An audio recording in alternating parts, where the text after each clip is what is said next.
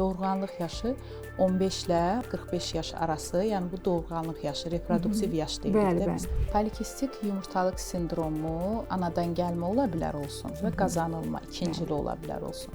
Hər hansı bir xanımların məclisində olanda artıq mən o xanımların üz ifadələrində, onların hətta rəqs eləmək qabiliyyətində belə, yəni hansında o estrogen azlığı var. İzləyərkən siz bunu bilirsiniz. Estrogen artdığı üçün progesterona artıq növbə çatanda progesteronda ritmlə əlaqəli hasilatda pozuntu olur.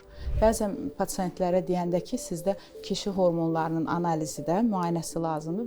Bir də təəccüblənirlər ki, mən xanımım, mən niyə kişi hormonlarını yoxlamalıyım? Amma progesteron sırf bizə hamiləliyə saxlamaq üçün deyil ki, kişilərdə də spermatozoidlərin aktivliyinə belə o hormonun təsiri var.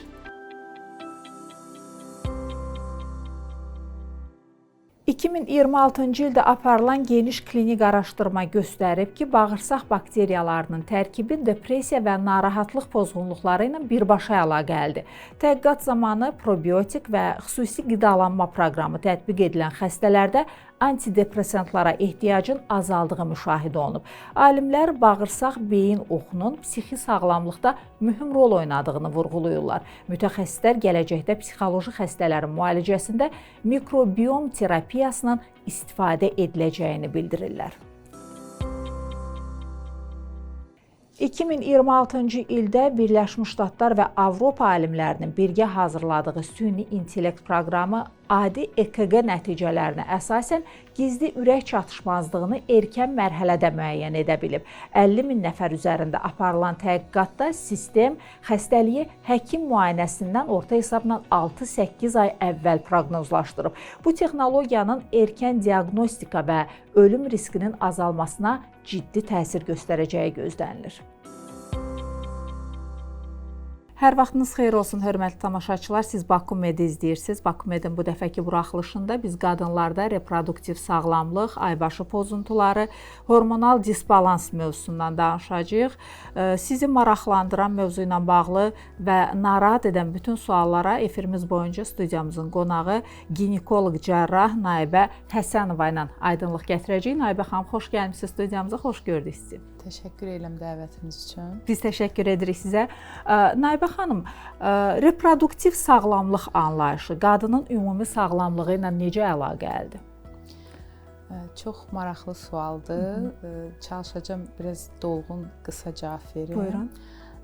Reproduktiv sözünün mənası, yəni dövrlənmə qabiliyyəti, ana olma, doğurğanlıq qabiliyyəti deməkdir. Və qadın sağlamlığında doğurğanlıq yaşı artıq ilk adət günü görən qızlarımızdan artıq onlar potensial ana olma ehtimalı, hamilə olma ehtimalı olduğu üçün doğurğanlıq yaşı 15 ilə ortalama hesabla 45 yaş arası, yəni bu doğurğanlıq yaşı, reproduktiv yaş deyirik də biz tibbi dildə desək. Yəni sağlamlıqda qadının həmin o yaş dövründə bütün qızlarımız, bütün xanımlarımız, yəni bizim izləməmizdə olur bir həkim kimi, ginekoloq kimi. Hormonal disbalans hansı ilkin əlamətlərlə özünü göstərir doktor? Hormonal disbalans dedikdə, yəni bizim insan kimi, yəni adi hətta fikirlərimizi ifadə etməyimiz, sizinlə artıq danışmağımızdan belə, yaxud da ki, hər hansı bir fiziki, tək əqli, yəni hərəkətlər deyil, fiziki aktivliyimizin də normal getməsi üçün, gec yorulmamız üçün, yəni müəyyən funksional vəziyyətimizin idarə edən bizim hormonlarımızdır. Hormon deyəndə, əfsus ki, çox vaxt səhvən ancaq misal üçün xanımlarımız anlayır ki, yəni aybaşı ilə əlaqəli, hamiləliklə əlaqəli, yaxud da ki, aybaşı kəsilməsi, aybaşı pozuntusu ilə əlaqəli hormonal pozuntu deyirlər. Hormonal pozuntu, bəli. Amma xatırlatmaq istəyirəm əziz izləyicilərimizə ki, yəni hormonlar sırf bu qadınların cinsəl hormonlar deyil. Bizim bədənimizdə tək cinsi funksiyanı tənzimləyən vəzilər hormon istehsal etmir. Bizim əsas mübadiləmizi, yəni bütün bədəndə keçən hormonların mübadiləsi bizim qaraciyərimizlə əlaqəlidir. Yəni qaraciyərdə bizim bir növ bədənimizdə nəinki zərərli maddələrin təmizlənməsinə, qan yaranmaya, o cümlədən də ən əsas funksiyalarından biri də hormon mübadiləsini, yəni digər maddələr mübadiləsini tənzimlədiyi kimi Qaraciyər yəni bir növ çox əsas orqandır. Bir ginekoloji problemlərdə, yaxud da ki, ümumiyyətlə qadın sağlamlığında. Ona görə də hormonların disbalansı deyəndə, yəni hormonların natarazlığı deyək, yəni ki, normal fəaliyyət göstərməməsi, cinsi hormonların müəyyən, xüsusən də adət düzənsizliyi yaratmasında, yəni aybaşı pozuntusu, gecikməsi, erkən olması, kəsilməsi, bunların hamısı əlbəttə ki, doğurğanlıq qabiliyyətinə, birbaşa reproduksiyamıza birbaşa təsir göstərir. Ona görə də hormonal disbalans deyib yan keçmək olmur, ciddi bir problemdir. Əsasən də, xüsusən də deməli ilk menarxiya, yəni adət görən qızlarımızda, yəni ortalama götürürükdə 11 yaşdan başlayır, amma 15 yaşdan artıq regular sikl biz görürük, yəni regular adət dönəmi görürük və o zamanda əlbəttə ki, pozuntu olursa, artıq o zaman biz qan testləri ilə həmin o hormonların nəyin artıq, nəyin az, nəyin normu olduğunu bilib, bir-birinə nisbət edirik, bir növ riyazi əməl kimi deyək də və əlbəttə ki, pasientimizə düzgün yanaşmağa çalışırıq. Doktor, bəs qadın hormonlarının əsas funksiyaları nədən ibarətdir? Bu da çox maraqlı sualdır. Təşəkkür edirəm bu sual üçün də. Qadın cinsi hormonlarından söhbət gedirsə, onların əsas vəzifələri bizim bədənimizdə dediyim kimi bizim normal doğurğanlıq, yəni təbiətin bizə verdiyi ana olma belə desək, şansını, qabiliyyətini təmin etməkdir. Eyni zamanda onunla yanaşı, yəni belə desək, normal hamilə qalırsa qadın, hamiləliyin hətta axıra çatdırmağına da cavabdehdir. Hamiləlik bitəndən sonra, övladı dünyaya gələndən sonra ananın onu normal südəmər dövrdə ana südü ilə təmin etmək də hormondan asılıdır. Eyni zamanda təbiətin qanunu olaraq, yəni gənclik dövründən sonra yaşlanma dövrü var. Fizioloji olaraq toxumanın, yəni istənilən bir toxumamızın əmələ gəlmə, bölünmə, yəni çoxalma və əlbəttə qocalıb məhv olma dönəmi var. Eyni cürdə qadın cinsi hormonlarda, yəni o funksiyaya da fizioloji olaraq təmin etməyi, yəni adət kəsilirsə, normal səviyyədə digər həyati vacib orqanlardır. Misal üçün, ürək-damar sistemidir, beynin fəaliyyətidir, kognitiv, yəni qavrama qabiliyyəti və s. onları təmin etmə funksiyasıdır. Yəni ki, ona görə də bu funksiyalar bitmək bilmir, belə desək də. Aydın Nayibə xanım, bax, estrogen və progesteron balansının pozulması bu orqanizmdə nəyi dəyişir? Estrogen ən çox, məncə izləyicilərimizin də ən çox istifadə etdiyi, bildiyi, qulağa belə xoş gələn qadınsı hormon deyirlər. Yəni qadını qadın edən hormondur. Hormonun adıdır. Yəni uzaqdan şəxsən mən də xanım olaraq hər hansı bir xanımların məclisində olanda artıq mən o xanımların habitusu deyirik də, üz ifadələrində, onların hətta rəqs eləmək qabiliyyətində belə, yəni hansında o estrogen azlığı var. İzləyərkən siz bunu bilirsiniz. Yəni ki, nəinki estrogen, adını çəkdiyiniz elə progesteron hormonun özündə də.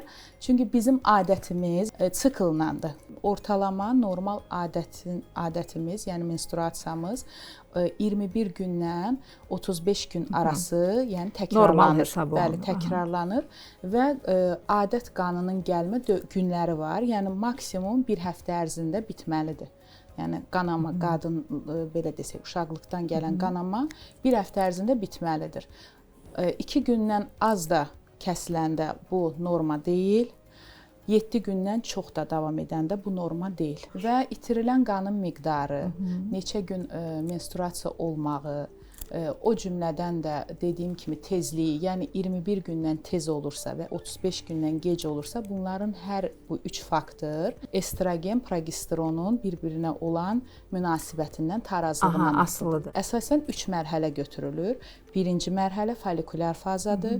Bu daha çox dediyiniz o estrogen, qadınsı hormonun yüksəkliyindən gedir və ona görə də, yəni onun da özü belə insanın əhval-ruhiyyəsinə belə, psixologiyasına belə əlbəttə təsir edir. İkinci ovulyasiya dövrüdür, lüteinləşdirmə dövrüdür. Yəni ovulyasiya yumurtlama deməkdir. Yəni ən çox o dövrdə qadının hamilə olma ehtimalı yüksək günlər sayılır və əlbəttə ki, üçüncü yumurtlamadan sonraki növbəti adətə hazırlıq dönəmi deyirlər. Yəni sarı cismin əmələ gəlmə dönəmi. Bu da sırf bayaq qeyd etdiyiniz progesteron hormonunun üstünlüyü ilə getməlidir. Bəzən əksinə olur. Dediyim kimi estrogen çox yüksək olur xanımda, qanında, yəni hormonları artır, hiperestrogeniya deyirlər. Bu zaman estrogen artdığı üçün progesterona artıq növbə çatanda proqesteronda ritmlə əlaqəli hasilatda pozuntu olur. Bax, ona görə də o ikisi bir-biri ilə mütləq şəkildə, yəni tarazlıq olmalıdır. Bəli. Doktor, bax, hormonal pozuntular bu dəri və saç sağlamlığına təsir edirmi? Necə təsir edir? Birbaşa təsir edir. Əgər söhbət xanımlardan gedirsə, əlbəttə ki, eyni cür də kişilərdə də eynidir. Bu keçəlləşmə deyirik də, bu son belə desək 50 ilin problemidir. Saç seyrəkliyi, keçəlləşmə, alopesiya deyirlər tibb adı ilə. Bu həm kişilərdə problemdir. Əlbəttə ki, o kişilərdə də hormonal pozuntu ilə əlaqəli olur, cinsi hormon yetməməzliyi ilə artıq. Qızlarımızda da, qadınlarımızda da o da dediyim kimi elə ki, ən çox əsas səbəbi burada artıq kişi hormonu. Yəni bəzən pasiyentlərə deyəndə ki, sizdə kişi hormonlarının analizi də, müayinəsi lazımdır. Bir də təəccüblənirlər ki, mən xanımam, mən niyə kişi hormonlarını yoxlamalıyam, amma xatırladım ki, bizim həm xanımlarda, həm bəylərdə həm estradiol, həm progesteron, bəli, olur və var və onların olması kişilərdə də doğurğanlıq qabiliyyəti, yəni spermatogenezə birbaşa təsir göstərir. Yəni progesteron sırf bizə hamiləliyə saxlamaq üçün deyil ki, kişilərdə də spermatozoidlərin aktivliyinə belə o hormonun təsiri var. Yəni onu da xatırladım biləsiniz. Və sırf bax siz dediyiniz saçın qırıqlığı, dəridə quruluq, həddən artıq yağlanma, sızanaqların olması, bu tək qadın hormonu dediyimi estrogendən əlaqəsi yoxdur. Testosteron var, kişi hormonu deyirik də və testosteronu yaradan digər androgen hormonlar var. Onların tarazlığı pozulanda, onların artıqlığı olanda əlbəttə ki, saç tökülmə də olur, ocaqlı keçəlləşmə də olur, saçda qırılmaya da meyilli olur, dəri yobudlaşır, kobudlaşır, belə desək, qırışmağa meyilli olur. Estrogen çünki aşağı düşür. Necə xanımların yaşı artdıqca, misal üçün 25 yaşlı, əlbəttə 55 yaşında qadının dərisində eyni elastiklik olmur da, qırışların sayı artır. Çünki estrogen hormonu azalır. Qadın hormonunun bir funksiyasından biri də parlaq dəridir. Yəni onun azlığı ona səbəbdir. Progesteronun azlığı ödəmə meyillik yaradır. Yəni bədəndə şişmə, elə bilirsən ki, şişkinliyə meyilli olur bəli, şişkinlik olur. Yanaşı olaraq qalxanvari vəzni unutmaq olmaz. O bizim belə desək bacı-qardaş kimidir də qadın hormonlarına yanaşı. Çox yayılıb bilirsiniz Hashimoto, yəni autoimmun tiroidit deyirlər. Qalxanvari vəzin fəaliyyətin zəifliyi. Bu zaman TSH, tiroksi, yəni free T4 deyirik də, sərbəst tiroksinin, qalxanvari vəzin hormonunun onun da natarazlığı, az olmağının, çox olmasının dəriyə, saça birbaşa təsiri var. Doktor, səbəbsiz çəki artımı hansı hormonal problemin göstəricisidir? Səbəbsiz çəki artımı dedikdə, yəni səbəbi tapana qədər onu səbəbsiz deyə bilərik də. Əsas səbəb xanım stressdir əlbəttə ki. Yəni tutaq ki, xanım gəldi, məsələn diyetoloqa, heç ginekoloq deyil, diyetoloqa gəlib pəhriz istəyir saxla. Nə qədər pəhrizlər saxlayırsa, yaxud da demirlər ki, misal üçün çəkivin 20% qədər sutkalıq su, maye qəbul edir. İnsan var ki, yarım stəkan sudan belə ödem şişir də, yəni o demək deyil ki, piy toxumasıdır. Dəridə ödem var, artıq su yığılır. Çünki nə üçün? Suyu bizim bədən nə ilə ifraz edir? Yəni ki, bilirsiniz ki, böyrəklərlə, düzdürmü? Deməli, burada böyrəklər yoxlanılmalıdır. İçdiyin qədər çıxa bilirsənmi sidiyə, yoxsa yox. Böyrəyin üstündə vəzi var. O da çox vacib bir vəzidir. Ona balaca bir vəzidə deyirlər, balaca boyu var, damdostu, böyrək üstü vəzi deyirlər. Bütün bədənimizdə stressə davamlılıq, mübarizə etməyimiz, iradə gücümüzün olması, eyni zamanda dediyim kimi əqlimizi, beynimizi işlətmək, bunların hamısını saxlayan həmin o böyrəküstü vəzidir. Eyni zamanda da dərimizin rəngində olan dəyişikliklər, alabulalıq, pigmentasiya meyillik, yəni bir də görürsünüz ocaqlı qaralmalar var. Bax, onun özü, dərinin özünün tüklənməyə meyilliyi. Çünki böyrəküstü vəzin özündə də kişi hormonları hasil olur. Və əlbəttə ki, bunun özü artıq səbəbsiz dediyiniz həmin o misal üçün böyrəküstü vəzdə kortizol deyilən bir hormon var. O hormon əslində bizi həyatda tutandır. Yəni yaşamaq uğrunda mübarizəmizə birbaşa cavabdeh hormondur. Adı kortizoldur. Amma biz yaxşı yatmayanda, yuxumuzu düzgün almayanda, gecə saat 11-dən 2-dən sonra yatanda, normal beyin sakitliyinə, ritm nəzarət olmayanda, səhər dururuq, normal qidada dediyim kimi, normal bizə lazım olan doymuş yağ turşuları deyilən bir şey var. Onu qəbul etməsək, yəni xolesterin deyək də, Bəli, kərə bəli. yağıdır və s. yağlı qidadan tam imtina etsək, protein, yəni ət yeməsək uzun müddətdə, yəni bir qısa müddətlik deyil. İstərsəmiz bu hormon nədən yaransın? Bütün hormonlar bədənimizdə, həm qadın hormonlarımız, həm dediyim kimi boy hormonudur, insulindir və s. onun əsas karkası, başı, fundamenti xolesterindir. O bizi qorxuzurlar, xolesterinin qanda yüksəkdir. Bəli, bəli. O xolesterin də xeyirlisi var, ziyanlısı var da. Yəni onu biraz çox dərinliyinə girmək istəmirəm. Yəni qısaca belə desək ki, səbəbsiz çəkinin səbəbi birinci, yəni axtarsalar dediyim kimi, birinci növbədə stressdir, yaxşı yatmamaqdır. Bu iki səbəbdən əmələ gələn kortizolun yüksəkliyidir. İkinci vitamin D.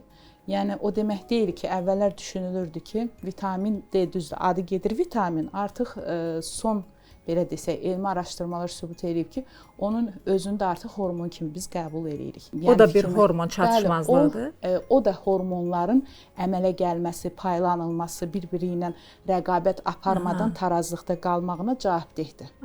Yəni vitamin D əksikliyidir. Ondan sonra insulindir. Yəni ki, şəkəri bədənin mənimsəyə bilməməkdə glikogen hormonu var. O insulin mədalatı vəzdə, sadə dildə izah edeyim də, yığılır. Bir var ki, gəlir, əmələ gəlir, əzələ onu, hamı idmanla məşğul ola bilmir ki, düzdürmü? Pasiv həyat sürən insanlarımız var, az hərəkətdə olan insanlarımız. Bax, onun özü də mübadiləyə təsir göstərir. Və ən əsas, biz həmişə deyirik ona, ikinci beynimiz olan bağırsaq. Bağırsaqlar normal işləmirsə, qəbzliyə meyillisənsə, bacardığın qədər quru yemək yeyirsən, sulu heç nə demək olar. İnanın ki, elə xanımlar var ki, hələ də mən ona rast gəlirəm və heç kim yəni ki, məndən inciməz. Xüsusən də 50+ yaşda insanlarımızın çoxu su içmə mədəniyyəti demək olar yoxdur. Yəni çox nadir olur ki, normal biz onlara, yəni gənc nəsilə rahatdır. Çünki fitness var, reklamlar var və s. içirlər. Amma 50 yaşdan yuxarı xanımlarımıza çox belə desək təkidlə izah eləyəndən sonra, xüsusi hətta biz damcı şəklində məsələn dərmandır da deyirik suyu, onu belə mən yəni gözümlə gördüyüm güclə içirlər o suyu. Mədəniyyətdən əlavə bir şey elə insan var ki, içə bilmir, sevmir. O elə bir şey yoxdur. Yəni dadını sevmir, tək su içmək istəmir. İnsan istəsə, yəni o bizdən asılıdır. Yəni sağlamlığımız üçün bu vacibdir, yəni etməliyik. Mən əgər müalicənin ən birinci hissəsi, biz həmişə deyirik Avropa, inkişaf etmiş ölkələr, onlarda müalicə 3-cü etapdır. Hər şey başlayır birinci gigiyenadan. Profilaktik İkincisi tədbirlərdən profilaktika. Profilaktik də nədir? Yəni sənin qaydan, qanun, rasionun işlə bağlı. Yəni müraciət etsən, heç özün bilmirsən tutaq ki də içindəkini. Hamının yəni ona vaxtı olmaya bilər, ona meylli olmaya bilər. Onun mütəxəssisi var. Gedirsən deyirsən ki, mənim işim gün ərzində məsəl 6 saatdır oturaq həyat tərzidir, qapalı yerdir. Baxın siz özünüz projektorlardır da, yəni havalandırma süni yollandır, düzdürmü?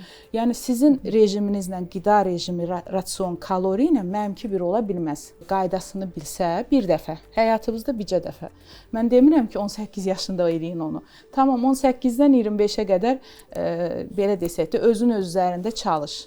Amma heç olmasa 25-dən sonra bir xanım kimi, istəyirsən ailəli ol, istəyirsən cinsel həyatın olsun, istəyir heç olmasın, karyera qur, oxu, ali fərqi yoxdur. Həyatında bircə dəfə ChatGPT-yə bir ən azı çəkivi yaz, boyu yaz, bədən çəki indeksi hesabla. Ki mənim bədən çəki indeksim azdır, çoxdur, az, nəyim azdır? Özün üzərində məşğul ol da, yəni özünüz öz dəyərinizi bilin, əziz xanımlar, mən həmişə deyirəm və bədəndə nə lazımdırsa, onu qəbul eləməkdən çəkinməyin.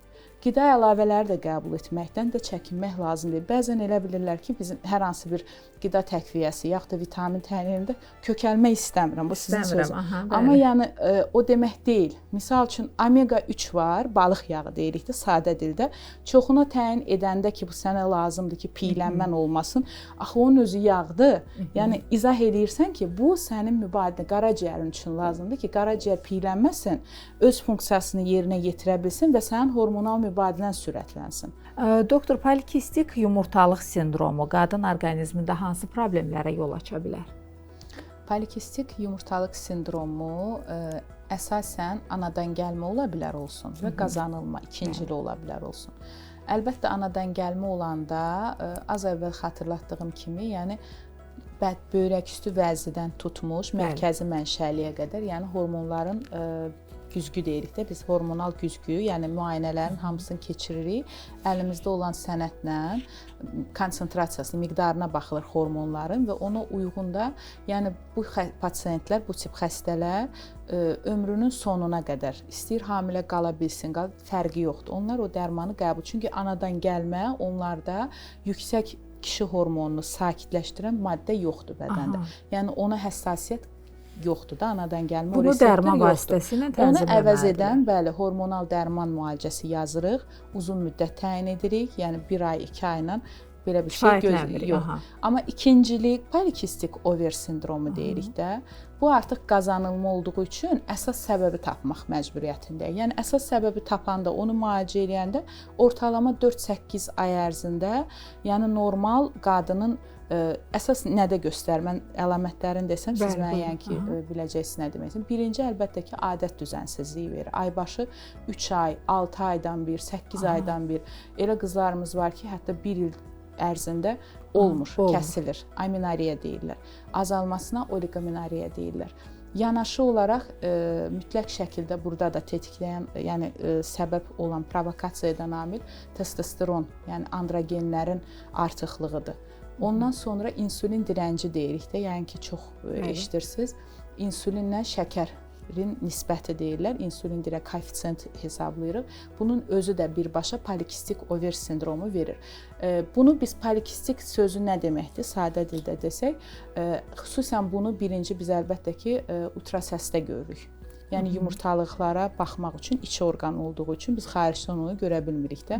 Onun üçün köməkçi vasitə olan ultrasəsə müraciət edirik və ultrasəsdə onun klassik şəkli olur.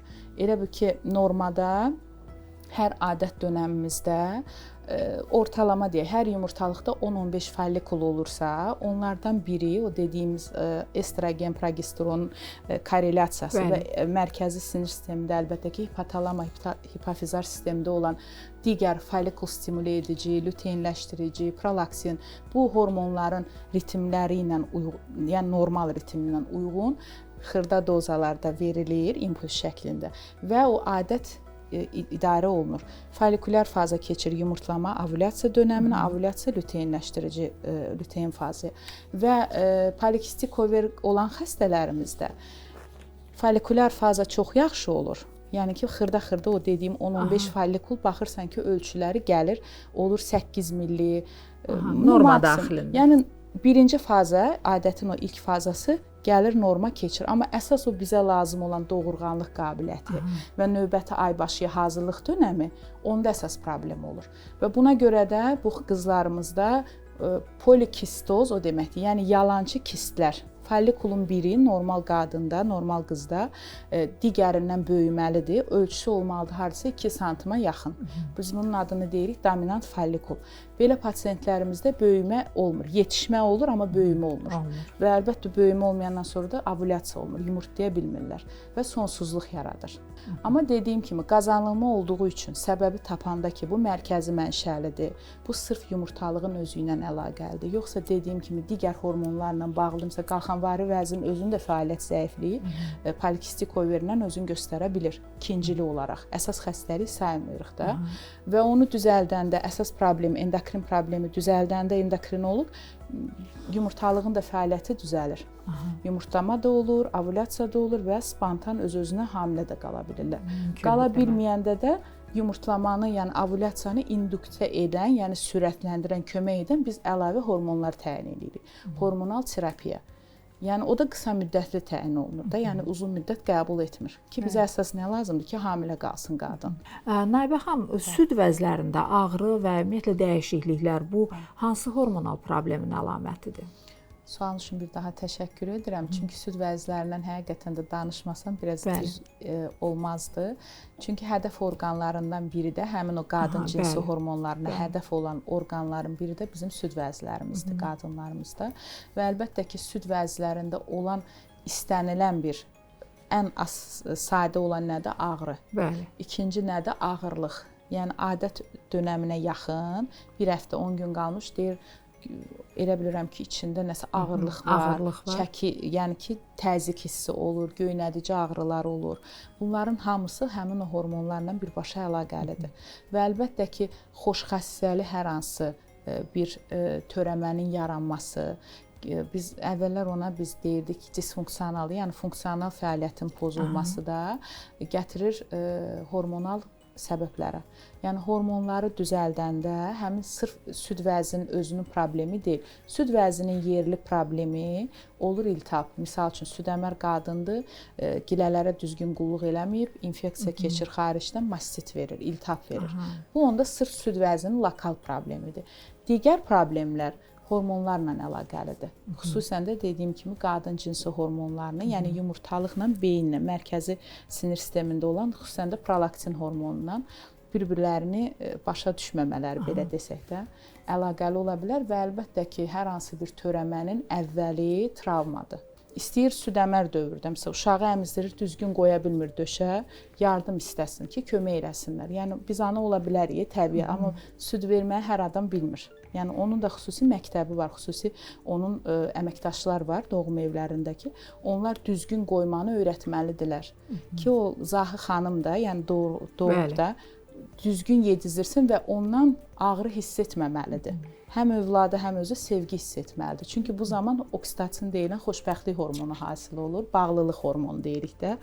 O hasil olması üçün normal laktasiya, yəni beyindən prolaktinin miqdarı artmalıdır ki, düzgün süd vəzisindən, süd axarından normal süd gələ bilsin. Onun üçün beyin sakit ol, ağrıdan özünüz bizdə adi bir dənə nəyəsə toxun, ağrıyan kimi özü çəkirsən, düzdürmü? Bax, o çəkingənlik olmamalıdır. Onun üçün də yəni travma olmamalıdır, zədə olmamalıdır sinədə, döşdəki. Səhərsi gün o hər hansı bir üzücü xəbərlə qadınlarımızın qarşısına çıxmasın. O cümlədən normal cinsi həyat olmalıdır. Yəni və əlbəttə ki, lazımsız yerə hamiləliyi pozmasınlar. Yəni abortların özləri belə hormonları nəinki süd vəzisi, bütün bədəni sarsıdır. Xüsusən də bəli, arda qətiyyən yəni yol verilməzdir. Müəyyən qorunma üsulları var ki, bir çox üsullar var. Sırf misal üçün südəmər xanımın özü belə süd verirsə, ona elə preparatlar var ki, yəni qorunma üsulu var ki, olar, yaxud da ki, olmaz. Mütləq şəkildə o da danışılsın. Yəni gəlməlidirlər. Xüsusən də biz belə desək də, yəni periferiyada, mərkəzdə qadın məsləhətxanalarına. Sırf qadın məsləhətxanasına, yaxud da ginekoloqa hamilə qalmaq üçün gəlməməlidir qadın. Ümumiyyətlə, qadın kimi sağlamam, sağlam deyiləm, o adla gəlməlidir. Artıq problem olandan sonra ağrıdır, ifrazatdır, qanaxmadır, onunla gəlmək, yəni heç bir həkimə xoş gəlməz. Neçə müddətdən bir həkimə müraciət etmək İldə 2 dəfə. İldə 2 dəfə. Xüsusən dediyim kimi də doğurğanlıq yaşı olan dönəmdə.